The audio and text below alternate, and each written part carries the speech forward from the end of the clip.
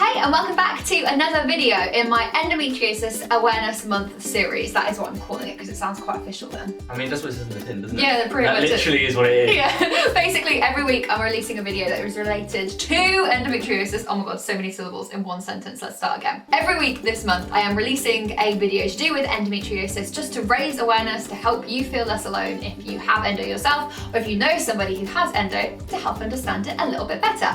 And I think the latter applies to this video today because see? It took me a second to work that one out, but yes it does. The penny dropped, because today's video is all about partners of people who have endometriosis, family members, friends, etc. So this is for you if maybe you have a boyfriend who you feel like can't quite grasp what endo is or what to say, what the right thing to say is, or in fact if you are the boyfriend or the relative or whatever and you just kind of want a little bit of like guidance. And by no means in a patronising way, because we still make mistakes all the time and you know it's taken us a little while to get to the sort of place where we are now. So if you're new here, my name is Miranda Burns. My name is Tristan Hall. And we are... What were you going to say? I was like, what are we? Are we Tremanda? Are we Mriston? And I was like, what are some famous examples? Brangelina. Kim Ye, R.I.P. That is like what? Oh, what about that? No. Yeah. But I thought you were trying to give us a name. I'm Miranda Burns, I'm Tristan Hall, and we are... Mriston. Doesn't quite work. We have been together for almost 2 years now. So long. Excuse me, don't be stressed about it. And it's a little bit nuts to say that for the first 2 or 3 months of our relationship, I didn't tell Tristan about any of these problems. No, you left it quite ambiguous. Yeah. You were like, I've got a problem. And I was like, oh no, what could it be? And it really isn't that bad. I know. I was like, have you killed people? I don't know. I have a shady past. Yeah, like what's been wrong in the past? No, it literally was it was just my health. Well, that's the thing. For some people, that is quite bad, and some people are gonna be like, I don't want to support you with this issue.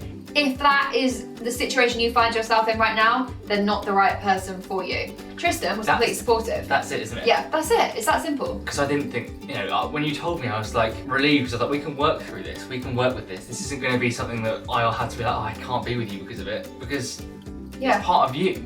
If you had said to me, I've murdered my last 5 ex-boyfriends, and I would, okay, fair enough. Maybe I can't. I mean, that's my we can't work through that isn't really going to work. But yeah, it wasn't that much of a big deal at all. And I think that's what it is. The scariest part is telling the person. Once you told them and they're understanding, like me. If they love you, if they're a good person and they love you, then you'll be fine. And actually, I just want to do a really, really quick disclaimer. That is not to say that if someone struggles to understand, they don't love you. There's a difference between struggling to understand before you panic and being unwilling to understand. That's the clincher. The reason you're here is probably because you don't understand, or that person you're with is struggling to understand. So don't worry, we're not telling you that you should break up and never be together again, because you can work through it. Yeah, you're already putting the steps in motion. You're in the right place. So first box, ticked. Bravo. So when I finally did tell Tristan, it came out in this emotional tirade of just like hysteria, and I just sobbed. And your response to me saying, I have all these problems and it's my health,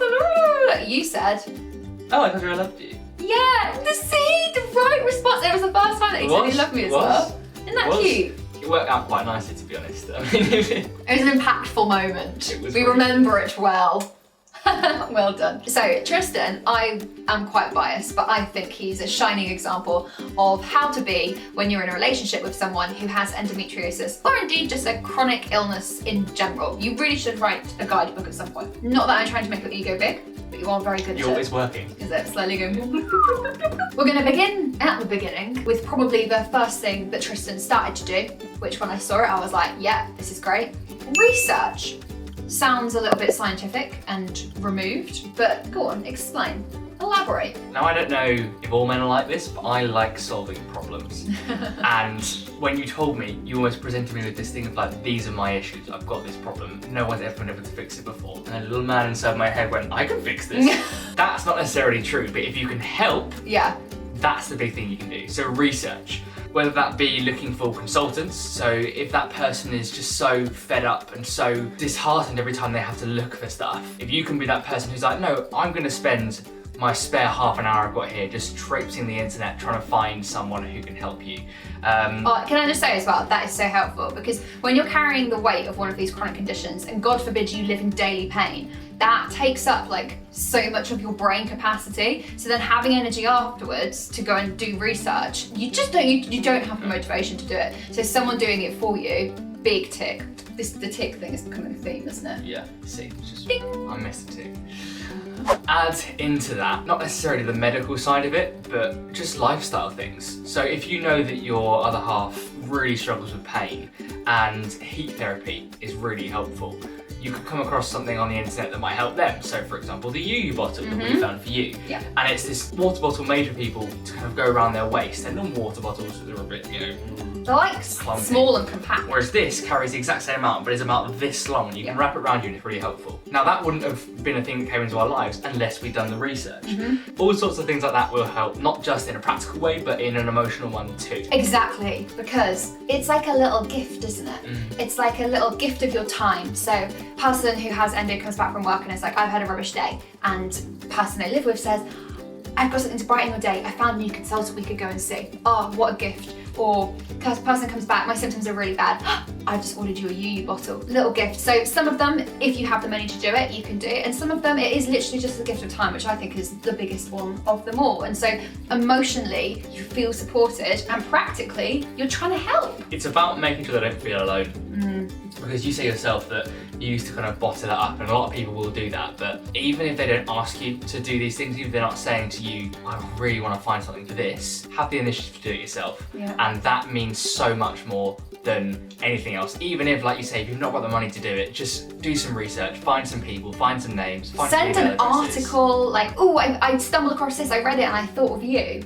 Because it's so isolating. You can feel so alone when you have this problem and no one else in the world seems to have it. Obviously they do, 1 in 10, but isolating. So when a partner comes in and is like, hey, I'm here and I'm gonna help you carry the burden in the ways that I can. I can't physically take it from you, but practically I can offer you support. You feel like you're a team. It's like you form like a unit, and you're tackling this condition together. A problem shared is a problem halved. Exactly. We are the walking embodiment of that.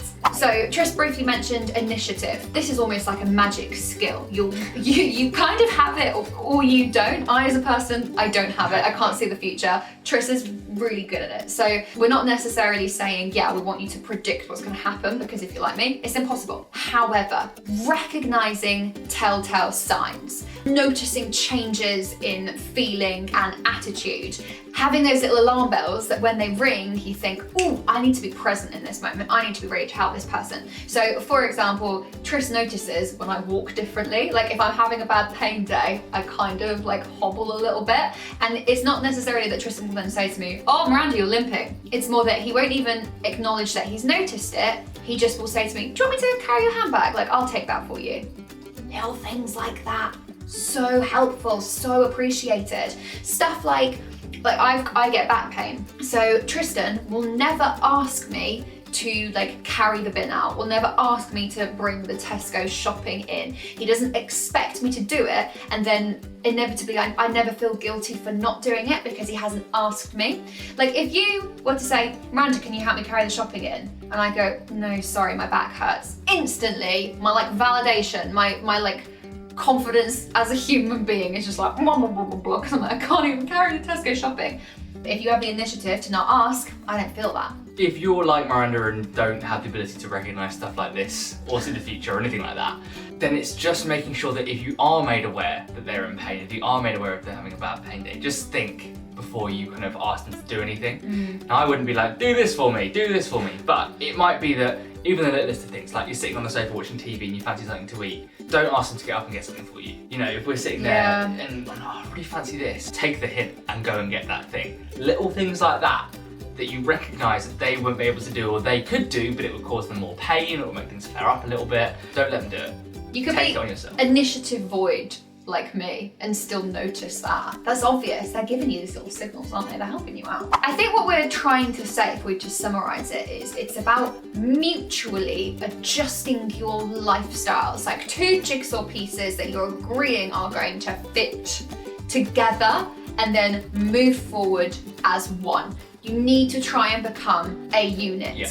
Because Tristan doesn't get the reactions and the symptoms physically that I have, but he'll still make sacrifices so that I don't feel them. Because inevitably, if I am physically feeling them, mentally, you're gonna get the brunt of them too, because then I'm just gonna be sad and miserable, and then you don't get the Miranda that you know and love. So this is a really simple example, and it might not be applicable to you, but say you have sensitive skin, right? And certain kinds of like washing detergent irritates your skin. Don't be the kind of person that says, well, I like this one, so I'm just gonna keep using it. Be the type of person that says, okay, that's like a tangible thing that I can change. I will use the bio-friendly, organic, hippie washing detergent instead, and we will move forward together. See what I mean? So like putting the two pieces of your life as one. Or noticing when stuff could be causing an issue, putting two and two together. So, for example, we moved to a new flat in Southampton. You were struggling with pain and stuff with certain things you were wearing after we washed them. And I then realised that the washing machine was still full of all this horrible, clogged up stuff that had been used by the people before. So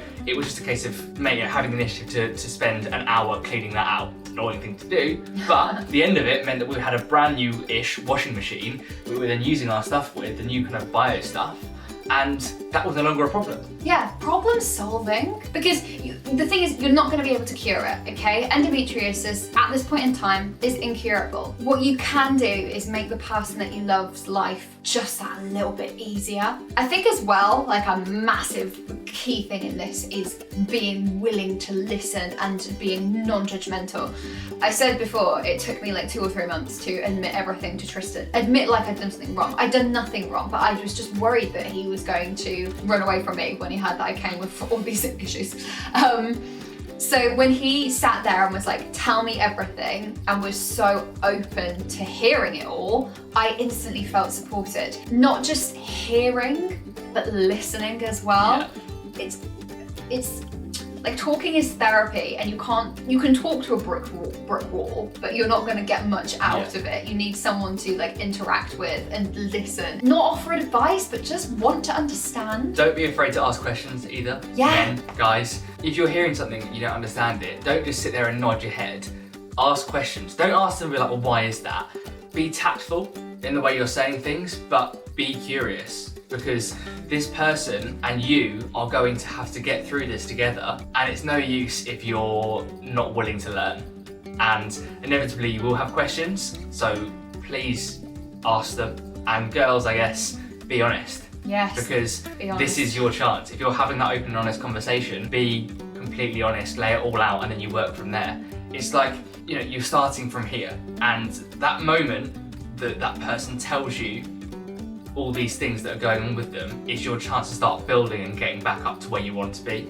And it's so important that at that point you are honest with each other. You ask everything you need to ask, and you get everything out, so you can then begin to move forward with it. I mean, do you know what? It's almost like a massive compliment. Like, the curiosity on Tristan's part towards me was a compliment, because he was like, I want to learn about you. And I thought, wow, it's so nice that someone cares and wants to hear. And it was a compliment to Tristan that I thought, yeah, I love you and I trust you enough that I'm going to share something and become really vulnerable with you. If anything, disclosing all my issues made us so much stronger. Yeah, especially as much as girls, you might want to try and hide this from someone. Inevitably, if a guy is with you enough and sees you and is around you, they'll know there's something going on.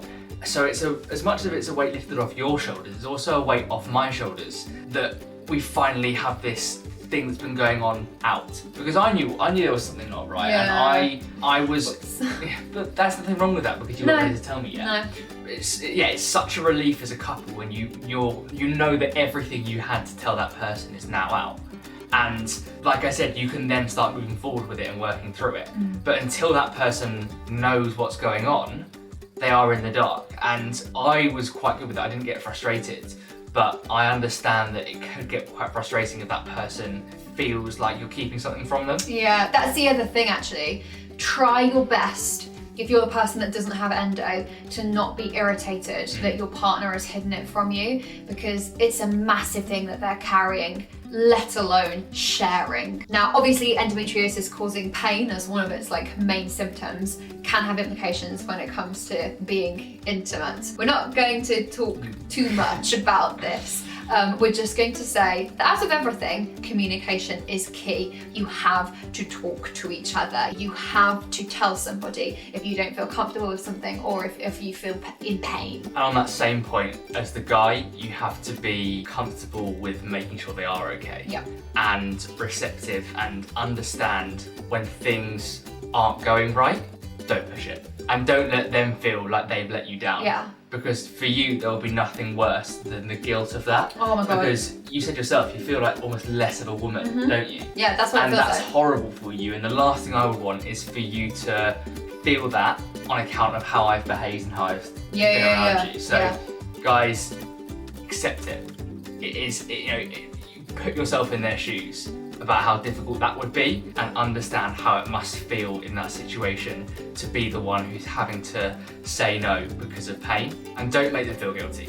That's the biggest thing. We're already feeling enough. Yeah, we don't need guilt on top of that. Now, just to wrap up this video, we're just going to quickly go through some bullet points of like really simple practical things, because everything we've said so far has been a little bit metaphorical and deep. Yep. So we just want to give you like some really simple, practical things. When it comes to the laparoscopy, so the surgery to diagnose endometriosis, just be there to lend a hand. At the moment, we're living in a little thing called a pandemic, but once that's settled and you are allowed to visit someone that's had the surgery, be there to carry the bags. Be there if they call you and they're like, I'm in my hospital room and I've forgotten my toothbrush. Just be happy to like drop it around to the hospital. Just be ready and available. Point number 2, inevitably, if you're the partner, you will see some blood, and there's most likely going to be some accidents. That is just a reality of endometriosis. If you do see an accident, please don't make her feel bad about it. It wasn't intentional. She didn't want to bleed on your bed sheet, so don't make a fuss. Just change the sheets and move on. Fatigue can be a big symptom in endometriosis, feeling tired a lot of the time. So we mentioned this briefly earlier, but just offer to carry the handbag every now and then. If you're out and about doing the shopping, so don't worry, I'll push the trolley. Just little things that you can do to make her life easier. On that point, do not make her feel bad if she is tired. Yes. Because, bless you, you are... If you were one of the 7 dwarves, you'd be what's the... Is it dopey or sleepy or? Well, you'd be, if there isn't one, you'd be the I'd right? be sleepy. But there's nothing wrong with that. It's part and parcel to endometriosis and living with endo. So just be understanding. If it's an afternoon and you're planning on doing something and she's feeling too tired, say just go and take a nap. You know? Or if you're doing something together and it becomes too much, just offer to take it over yourself and allow her to go and rest, because the only way that person is going to feel better is by resting. Adding on to that point, if you are out and about and they start to have a flare-up, please be okay with just taking them home. They don't mean to have it, they didn't plan it, and they would much rather be out and about with you. But it's happened, go home, have a cozy day inside instead. There might be a lot of prescriptions involved. Go and pick them up. I mean, we have a lot of prescriptions involved. So be the person to say, don't worry about that. The pharmacy's got it. I will go and drive to the pharmacy. I will surprise you with it when you get home. Like, call up and check first that you are allowed to pick it up, but you've always been fine to do that. On that point, memorise the first line of their address and postcode. Oh my God, yeah. Have that tattooed on your forearm, because you're gonna need it more times than you may think. This is so true, so true. When they have doctor's appointments, offer to go with them if it's allowed, but if not, and if it's an over the phone appointment, be sat there in the room with a notepad and pen, jotting things down in case they forget. So you could be writing, you haven't mentioned about the coil, slip it over to them, they're on the phone. Oh, and also the coil. You do that all the time. Very useful tip. And final point, if you want to get them a little bit of a treat, now if you don't have the money to do it, like we said, time is the biggest gift, time and love and understanding. But if you do want to get them a little something, if they're having a flare up and you want to cheer them up, should we rattle off some like really nice things that you could get? So I'm gonna start baggy, comfy clothes. I'm always so grateful for like a baggy t-shirt, baggy jogger bottoms, nightie, dressing gown, that kind of thing. Shameless plug of this channel, but Miranda's done some videos of stuff. Oh yeah. And you talk a lot in your laparoscopy overnight bag video about stuff you would need for a laparoscopy. So, on that point, if someone's having a laparoscopy, nightie. Yeah. Oh my gosh, do you know what? Stop watching this video and go and watch that video. That is such a useful video. That will be in the description box down below. I also did an endometriosis gift guide. Which is kind of what this is. So maybe you should watch that too. But the nicey thing, when you're having a laparoscopy and you're having surgery, you can't be pulling up and pulling things down, and also don't want anything tight around your tummy like a waistband. Oh my goodness, it was helpful. Yeah, wasn't it? Oh, it was so helpful. They may not be sexy, but they are damn. They may not. They may not be sexy, but they are damn practical. And we love practicality in this relationship. Any kind of like heat thing, so you could get them a UU bottle, or you could just get them a cute water bottle, or you could just simply buy them some heat patches, but that's going to be a thoughtful gift. Hot drinks, peppermint tea, a mug to go in with the hot drink. Oh, sorry, did I steal your go? Peppermint tea, a mug to go with the hot drink. You can do like a little thing where you're like, here's the mug, put like the tea bags inside, wrap it up. Yeah, ribbon. Oh, love it. That would go down a storm. We love peppermint tea. It's good for gas pains, which you get when you're at Endo. If you're looking to spend a bit more money on something a bit more novelty, I Heart Guts. Oh yeah. Make plush toys of organs Yeah. and things. You can get all different parts of the human body. I've got a testicle. Yeah. You've got an ovary. Oh, so fun. And they're really cool. They have a vagina, they have a uterus, they have an ovary, they have a testicle, I think they even have a boob, and they might have a cervix. They're so fun. Like, sometimes you don't want to cry, you want to laugh instead. So just gift that person an ovary. It will cheer them up. You will get a smile from it. So on that note, I think we're going to wrap it up. I hope that if you're on your journey to getting your endometriosis diagnosis, that you get your answer soon. I hope that if you're watching this video, well, do you know what? Not even hope. I'm just so grateful. If you're watching this video because you are the partner or the relative of somebody that has endometriosis, well done you. You should be so proud of yourself. You've smashed it. You found this, you've watched it, and you're trying to help. So you've already done the best thing that you possibly can do. So thank you so much. And if you have endometriosis and you want to share this with someone, then just copy the URL and fire it over, because hopefully it's been quite useful. Yeah? Anything else you want to add? I'm happy. Do you want to do my sign off? Peace, love, and gentle hugs. Peace, love, gentle hugs. Mwah.